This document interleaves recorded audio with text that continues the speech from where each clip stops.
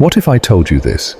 When a woman avoids your eyes, when she ignores you, when she acts cold or unimpressed, it's rarely rejection. It's reaction. She's not pushing you away, she's adjusting to the heat you stirred inside her. Because in that moment, you disturbed the balance she uses to stay in control.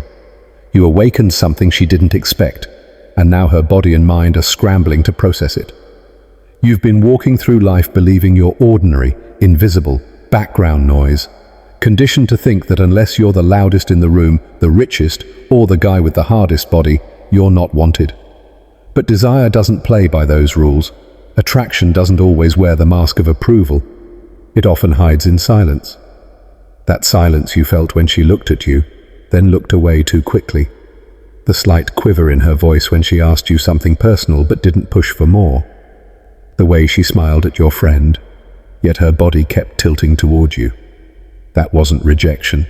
That was suppressed attraction, burning, but denied. And you probably missed it, not because you were blind, but because you were trained to chase validation instead of sensing power. Think about it. How many times have you walked out of a bar, a party, or the gym believing you didn't matter, only to find out later someone asked about you, said you had a presence, said you felt different, mysterious, magnetic. Maybe even months later, a woman admitted she always thought you were hot, but you never touched the moment, never made a move. And you stood there shocked because in your head you were irrelevant. But here's the brutal truth. You weren't irrelevant, you were dangerous. You made her nervous.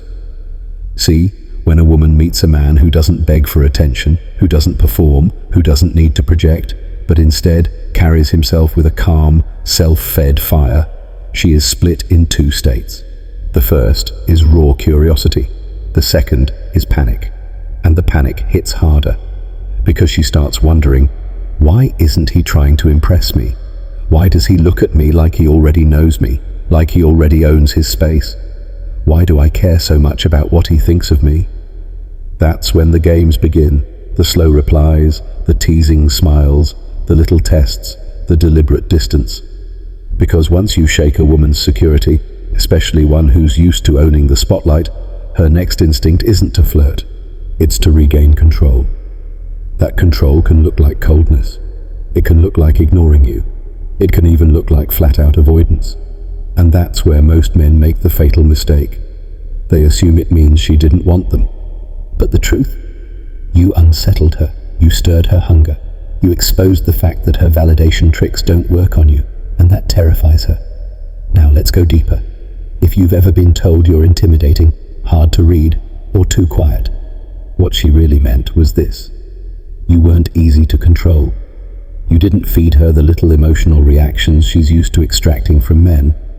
And in today's dating culture, where so many women are rewarded for how much attention they can pull, a man who denies them that currency becomes a threat, not a danger to her body, a danger to her dominance.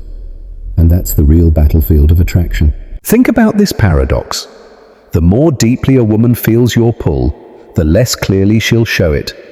The more you ignite her body with that quiet gravity, the more she'll retreat, mask, or hide. Because the women most shaken by you are the ones who run first. They'll freeze, avoid, pretend not to notice. Not because they don't feel desire, but because admitting it would strip away their shield of control. And here's the cruel irony. The calmer, the steadier, the more grounded you are, the less obvious confirmation you'll get. Instead of sweet words, you'll get silence. Instead of flirting, you'll get distance. Instead of clarity, you'll be left in doubt. And most men, especially the good, thoughtful ones, misinterpret that silence as failure. They shrink, second-guess themselves, and assume something is wrong with them. They think no warmth means no attraction. But the truth is, her coldness is proof of the fire you lit inside her. What happens then? You soften. You start trying harder, smiling more, complimenting more, adjusting yourself to please her. You become smaller, safer, sweeter, all in hope of being enough. You start begging for little signals, little scraps of reassurance. You kneel for what you once commanded. And that's when the fire dies. Because the moment you bend for her validation, she feels it, your power dissolving. And here's the secret no one taught you. Validation is poison to desire. The moment she knows she has you, the mystery is gone. And mystery is oxygen to attraction.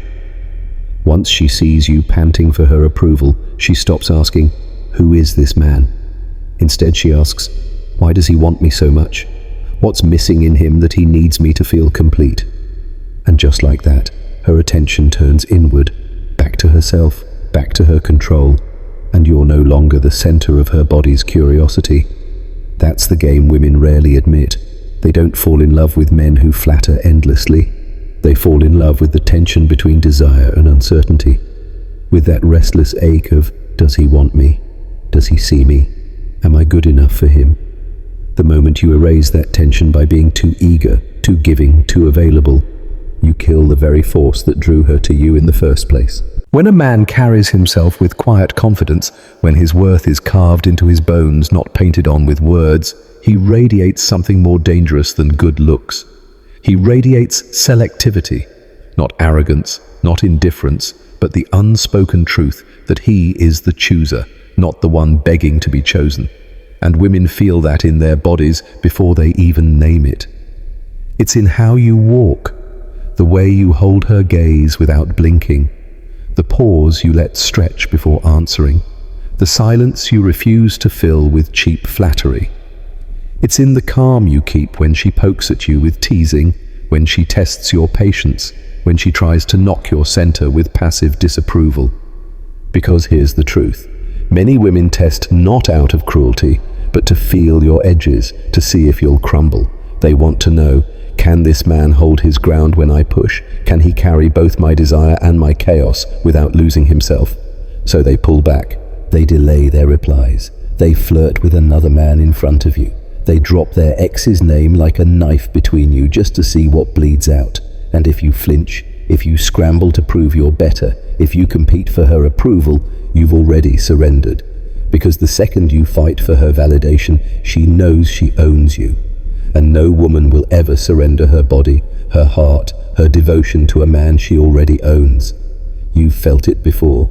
That sting when her interest vanished right after you finally opened up. Not because your feelings were wrong, but because she saw you leaning on her for emotional rescue. She wasn't looking for a boy to carry. She was searching for a man she could lean into. A man who can be soft without becoming weak, who can be present without becoming dependent. But most men confuse emotional openness with emotional exposure. They pour out their whole history too soon.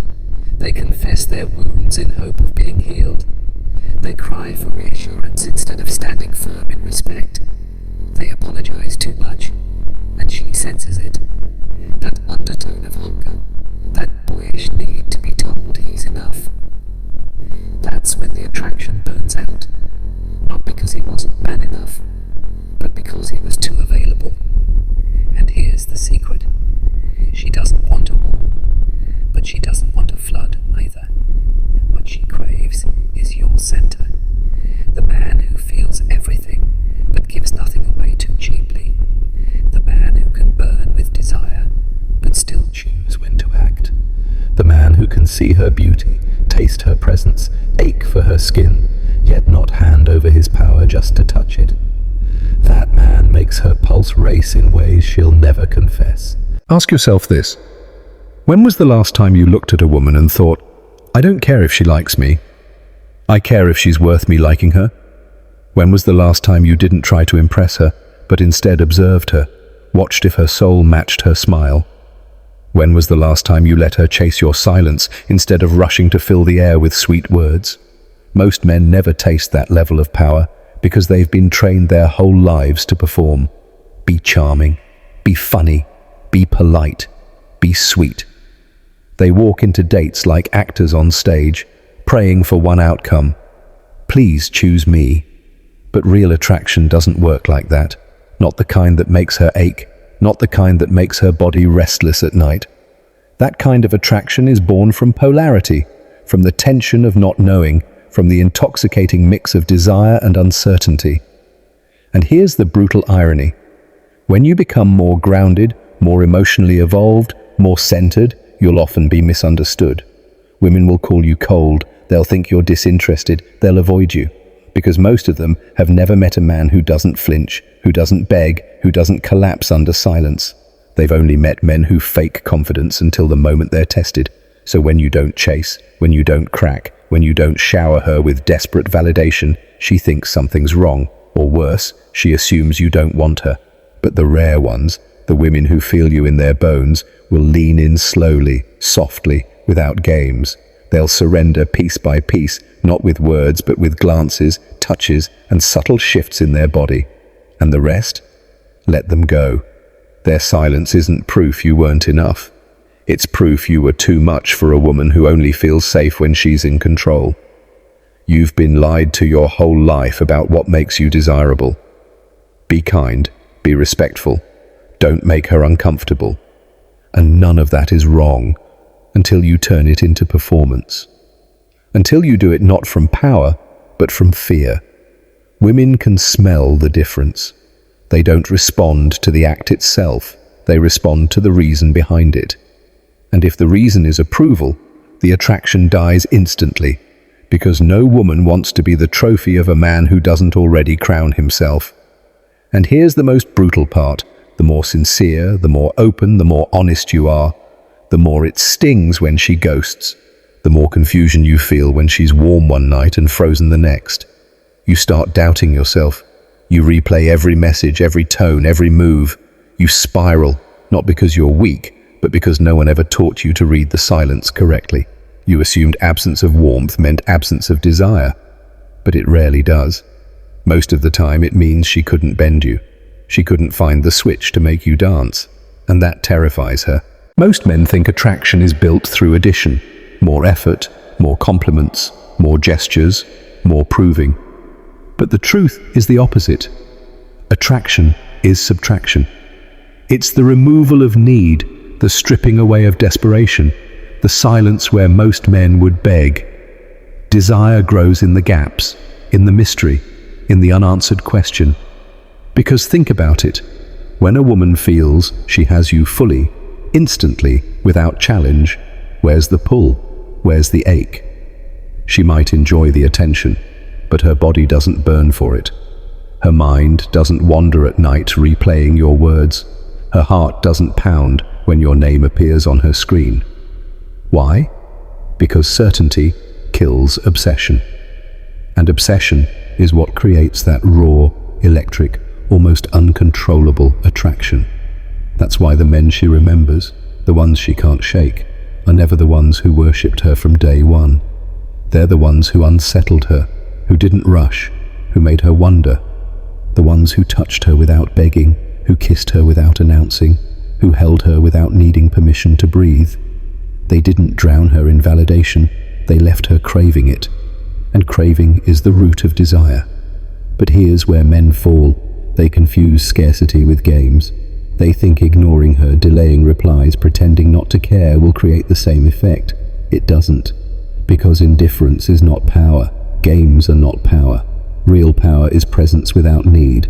It's being fully there, eyes locked, energy grounded, desire undeniable, yet not collapsing into hunger. It's the paradox of wanting her deeply, but never needing her to complete you. That paradox is irresistible. And when you live in that space, something shifts. She can't measure you. She can't categorize you. You're not like the others who pant, who chase, who beg. You are steady, unshaken, untouchable. And that makes her body restless. She'll test you harder. She'll pull away further. She'll try to provoke some sign that you're just like the rest. And when you don't break, when you don't chase, when you don't beg, you'll see it in her eyes. That flicker of surrender, that silent admission. This man can't be controlled. That's when attraction transforms into devotion. Not the shallow rush of dopamine, but the deeper current that binds her body, her heart, her submission to you. She won't tell you. She might not even admit it to herself. But her actions will show it. Her softness around you, her respect in her tone, the way she seeks your approval without asking. Because deep down, every woman longs to feel a man's gravity strong enough to quiet her chaos. Here's the brutal truth. Most men will never taste what I'm describing. They'll keep running in circles, confusing comfort with attraction, mistaking approval for love, begging for scraps of attention while their power slips away. They'll keep chasing, keep explaining, keep overgiving, until they wake up one day wondering why every woman they touched slipped through their fingers. But a few, the rare few, will see the game for what it is. They'll stop running. They'll stop bending.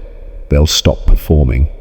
They'll turn their eyes inward, face their shadows, and reclaim the parts of themselves they once gave away. And when they do, something awakens. A new gravity. A fire that doesn't flicker in her absence. A hunger that doesn't beg. A presence that doesn't collapse. That man doesn't need to chase women. Women orbit him. They feel him before he speaks. They notice him in silence, in stillness, in the way he walks into a room without asking permission. He's not desperate for their attention, he's selective of it. He doesn't need to convince anyone of his worth, because his worth is carved into his being. And here's the secret most men are too afraid to hear. When you no longer need women, that's when they need you. When you no longer chase, they follow. When you no longer beg, they surrender. When you stop proving, they start proving. That is the reversal. That is the shift. That is the moment you stop living as a boy who hopes and start living as a man who chooses. So the question is not, will she want you? The question is, will you become the kind of man she can't help but want? Because if you do, her silence won't confuse you, her games won't shake you, her beauty won't own you. You'll be the storm she can't control, and every part of her, mind, body, soul, will bend toward your gravity if you're ready to stop chasing approval, if you're ready to reclaim your power, if you're ready to become the man women surrender to without words. Then this is your moment. Stop waiting, stop performing, step into the fire, because the world doesn't need another sweet boy begging to be chosen. It needs you, the man who chooses.